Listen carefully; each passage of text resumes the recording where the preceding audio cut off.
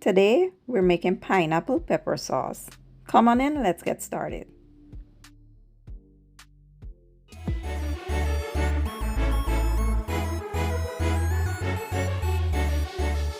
Alright, let's take a quick look at our ingredients. Today I'll be using Armageddon red peppers and scotch bonnet, but feel free to use any peppers of your choice. I have some pineapples, onions, garlic. I'll be using some salt, water, and some vinegar. Simple ingredients.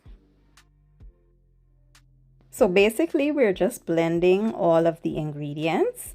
So I added the peppers in with the pineapples, the onions, garlic. I added some more peppers in there. Just make sure you don't crowd your blender. You don't want to create any accidents.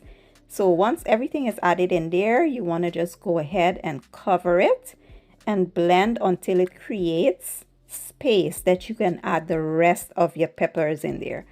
So like I said, once the space is created, we will go in with the rest of the peppers and continue blending to a smooth consistency.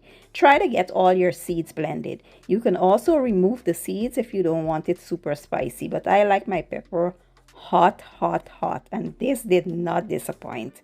The Armageddon peppers, they're scorching hot, so this was right up my alley. There you see me pouring the pepper into my storing jar. Cover them and just place it into your refrigerator. They keep, to me, they keep more fresh in the fridge.